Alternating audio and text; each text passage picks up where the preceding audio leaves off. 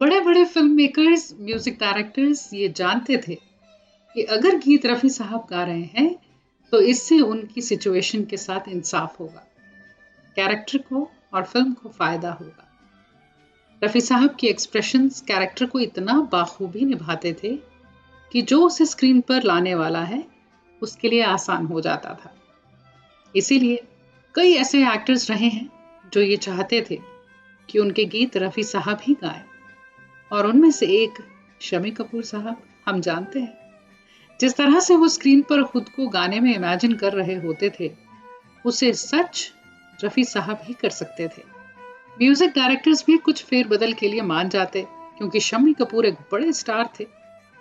लेकिन एक गीत में ओपी नैयर साहब अड़ गए। बोले नहीं, गीत तो इसी तरह से होगा जो मैंने बनाया है।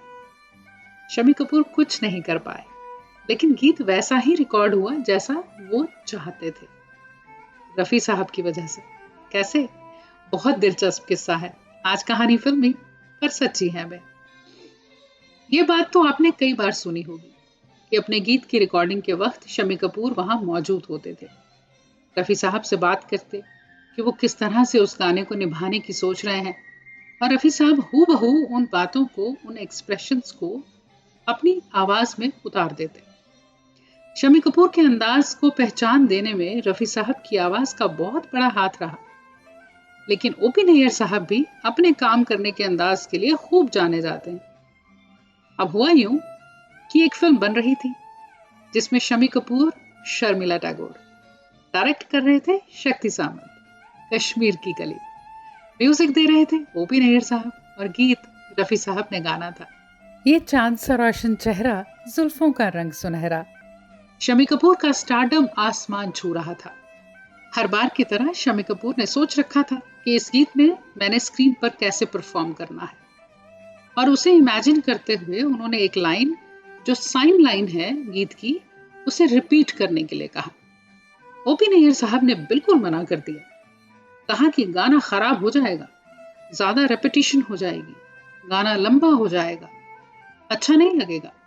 यानी कि वो करना नहीं चाहते थे और उन्होंने साफ मना कर दिया। शम्मी कपूर ने मनाने की बहुत कोशिश की कि मैं यहाँ कुछ करने की सोच रहा हूँ, लेकिन ओपी नैयर साहब भी अपनी जिद और अपने काम के अंदाज के लिए जाने जाते रहे हैं। वो नहीं माने। अब शम्मी कपूर रफ़ी साहब के पास गए। कहा कि रफ़ी साहब, मैं ऐसा चाहता हूँ, यहाँ मैं कुछ करने वाला हूँ स्क्रीन पर, और ये लाइन इस तरह रिपीट होगी तो क्रिसेंडो डेवलप होगा। क्रिसेंडो यानी कि धीरे धीरे लाउड होना, या म्यूजिक का वॉल्यूम जो है वो ग्रेजुअली बढ़ना। रफ़ी साहब बोले तो कर देते हैं, दिक्कत क्या है? शम्मी कपूर बोले लेकिन ओपी नैयर नहीं मान रहे। रफ़ी साहब बोले तू ठहर ना, मैं कहता हूँ। रफ़ी साहब गए उस तरफ। बोले नैयर, क्या हुआ, क्या मुश्किल है इसे इस तरह गाने में?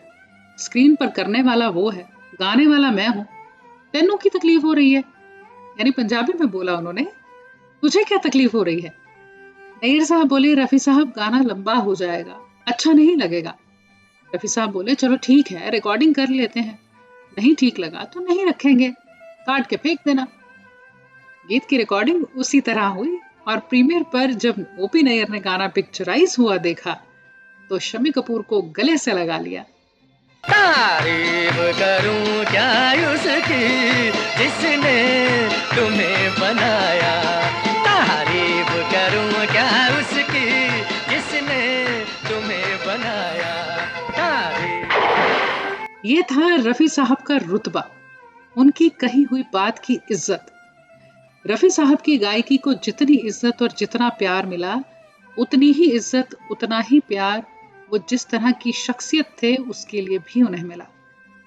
ये गीत इस तरह से बिल्कुल ना हो पाता अगर उस दिन रफ़ी साहब ने ओपी नैयर साहब को ना कहा होता। और ये तो सच है कि शम्मी कपूर की उनके गीतों में इतनी बेहतरीन परफॉर्मेंस होती थी, उसका बहुत बड़ा कारण रफ़ी साहब की आवाज़ थी। कितने ही गीत हैं इस कॉम्बिनेशन के जो बिल्कुल अलग पहचान रखते हैं। वो जंगली का चाहे मुझे कोई जंगली कहे, चाहे कोई मुझे जंगली कहे, एन इवनिंग इन पेरिस का आसमान से आया फरिश्ता, आसमान से आया फरिश्ता प्यार का सबक।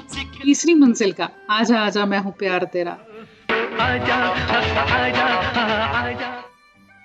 प्रिंस का बदन पे सितारे लपेटे हुए, प्रोफेसर का ए गुलबदन, ब्रह्मचारी का दिल के झरोके में तुझको बिठाकर, या फिर जानवर का तुमसे अच्छा कौन है। मुझे गीत याद आते ही जा रहे हैं। आपको भी इस कॉम्बिनेशन का कौन सा गीत याद आ रहा है, कमेंट्स में लिखिएगा। कहानी अच्छी लगी हो तो फिर इसे लाइक ज़रूर करिएगा, और चैनल अभी तक सब्सक्राइब नहीं किया है तो वो भी ज़रूर करिएगा।